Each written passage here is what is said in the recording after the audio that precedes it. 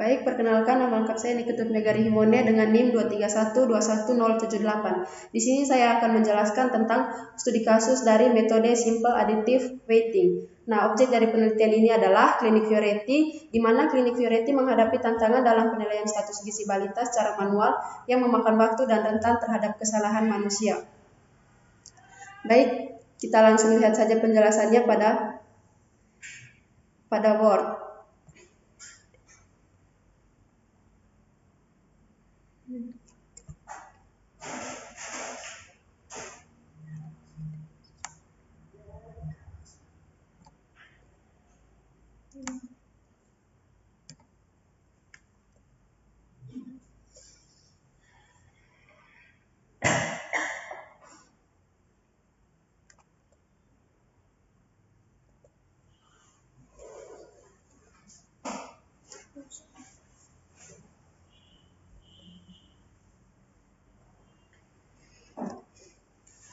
Nah, baik, di sini kita bisa melihat perhitungan metode Simple Additive Weighting.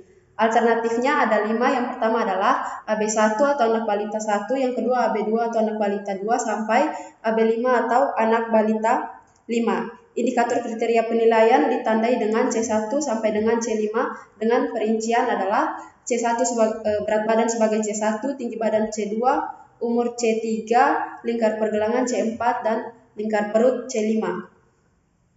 Kemudian terdapat bobot preferensi atau tingkat kepentingan dari setiap kriteria yang diberikan nilai pada setiap kriteria, di mana penentuan bobot preferensi atau tingkat kepentingan ini diambil dari kebijaksanaan manajemen dari klinik Fioretti seperti yang akan diperhatikan pada tabel. Nah, berikut ini adalah tabel bobot kriteria dan skala status gizi dengan nilai bobot WHO. Yang pertama, kriteria berat badan bobotnya adalah 20%. Ini masuk dalam kategori gizi lebih, di mana nilai atau cut-off point-nya adalah lebih dari 129% median berat badan berdasarkan umur. Yang kedua, tinggi badan dengan bobot 20%. Ini masuk dalam kategori gizi baik karena nilainya adalah 80% sampai 120% median berdasarkan berat badan berdasarkan umur. Berikutnya adalah umur. Umur memiliki bobot 20% dengan kategori gizi sedang. Nilainya adalah 70% sampai dengan 79,9% median berdasarkan berat badan berdasarkan umur. Lingkar pergelangan 20% dengan kategori gizi kurang. Nilainya adalah 60% sampai 69,9% berat badan berdasarkan umur. Untuk lingkar perut, nilainya adalah 20%, termasuk dalam kategori gizi buruk karena kurang dari 60%. Berikutnya adalah penentuan status gizi menggunakan data balita, dapat kita lihat dalam tabel berikut. Nah, yang pertama adalah tabel data balita, di mana yang terdapat 5 alternatif. Untuk alternatif pertama, berat badannya adalah 20, tinggi badan 100, umur 40, lingkar pergelangan 30, lingkar perut 60. Untuk alternatif kedua, berat badannya adalah 30, tinggi badan 80, umur 50, lingkar pergelangan 30, dan lingkar perut 70. Untuk alternatif ketiga, berat badan 25, tinggi badan 70, umur 40 atau 40 bulan. Umur di sini menggunakan bulan, lalu kemudian lingkar pergelangan 20, lingkar perut 40. Alternatif keempat, berat badan 18, tinggi badan 80, umur 35 bulan, lingkar pergelangan 25, lingkar perut 55. Untuk alternatif kelima, berat badan 25, tinggi badan 70, umur 40 bulan, lingkar pergelangan 15, dan lingkar perut 40. Kemudian ada rating kecocokan juga antara alternatif dan kriteria. Untuk alternatif 1, rating kecocokan untuk kategori pertama adalah 20, kategori kedua 100, kategori ketiga 40, kategori keempat 30, dan kategori kelima 60. Untuk alternatif kedua, kecocokan dengan kategori pertama 30, yang kedua adalah 80, yang ketiga ada 50, yang keempat 30, yang kelima 70.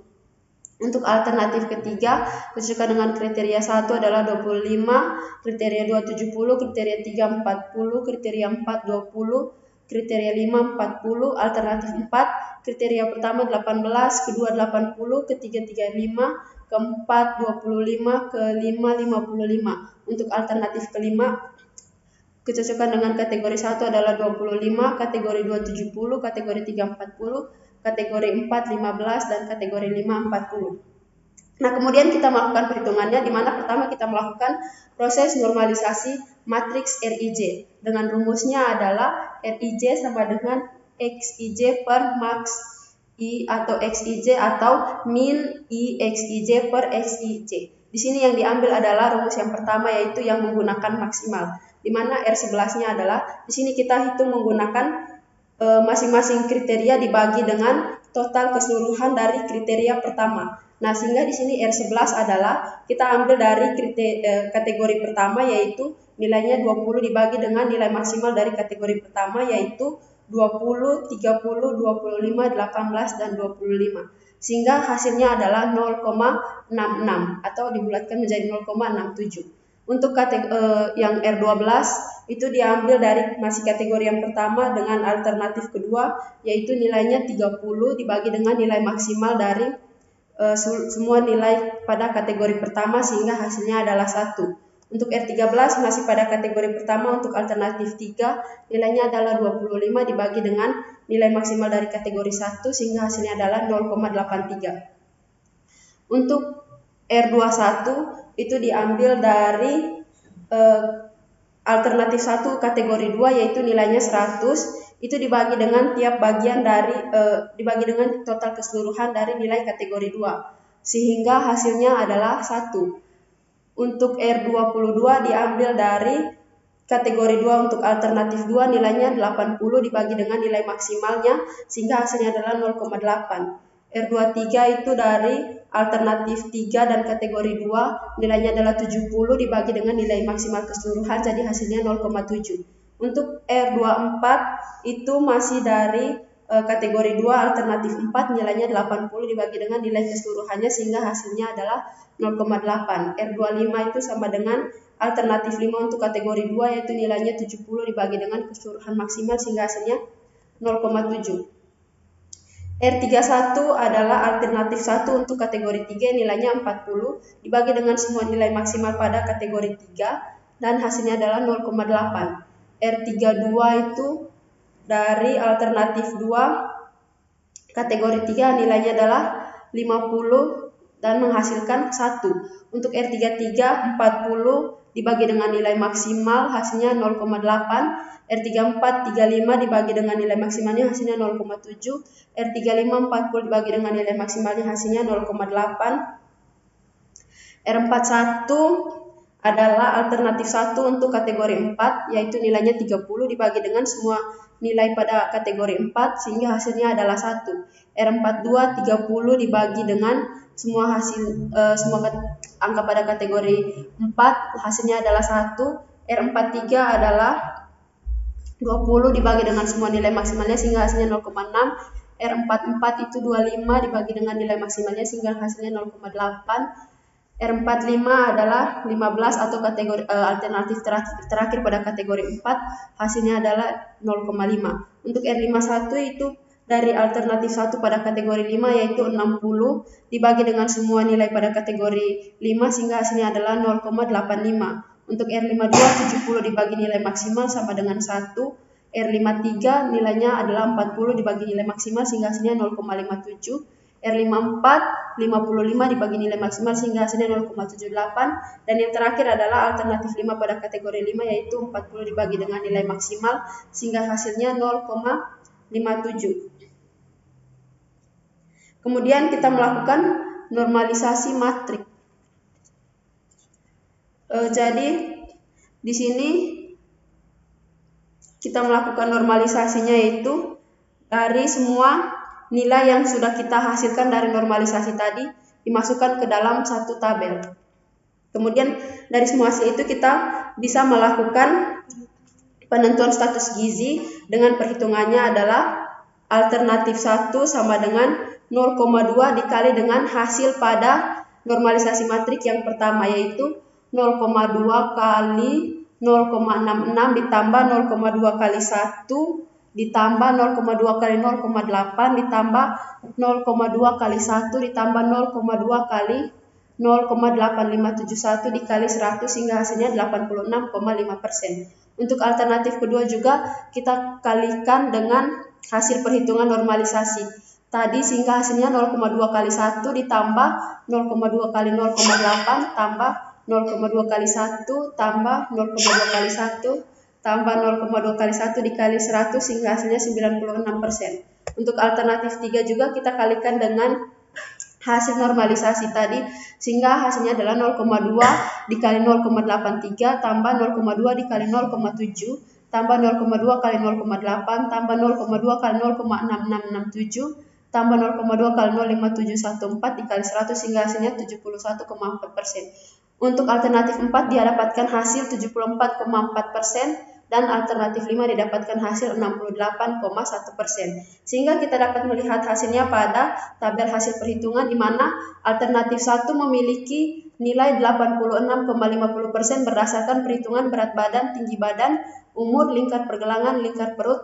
Nah, sehingga status gizi untuk alternatif 1 adalah gizi baik. Untuk alternatif 2 nilainya adalah 96,00% sehingga hasilnya gizi baik juga. Untuk alternatif 3 nilainya adalah 71,40% sehingga nilai gizinya adalah gizi sedang. Untuk alternatif 4 nilainya adalah 74,40% sehingga status gizinya gizi sedang.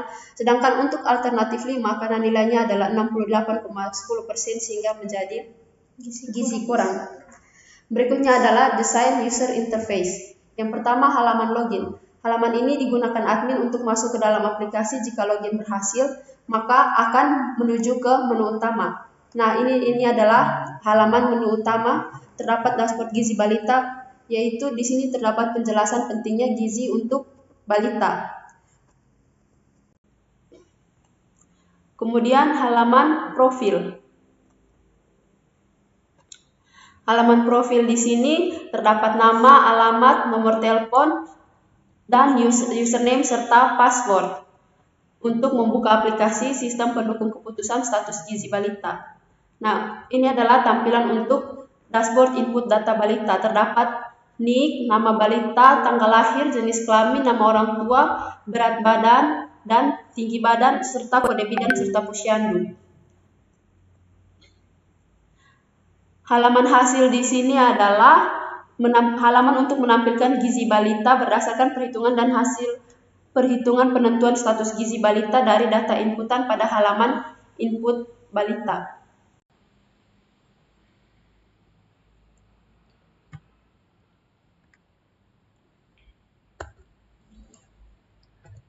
Baik, kita sampai pada kesimpulan. Jadi kesimpulannya adalah metode ESAW memungkinkan integrasi berbagai kriteria penilaian seperti berat badan, tinggi badan, dan usia balita, serta memberikan bobot yang sesuai untuk masing-masing kriteria. Hal ini menghasilkan penilaian yang lebih objektif dan sistematis. Penggunaan metode ESAW menawarkan beberapa keuntungan signifikan, termasuk peningkatan akurasi penilaian, kemudahan dalam pengambilan keputusan, efisiensi waktu dan sumber daya, serta pengorganisasian data yang lebih baik. Dengan desain yang telah dikembangkan juga, sistem ini diharapkan dapat menjadi alat yang efektif dalam menentukan intervensi gizi yang tepat sehingga berkontribusi pada peningkatan kualitas kesehatan dan kehidupan balita di masyarakat. Sekian presentasi dari kami, terima kasih.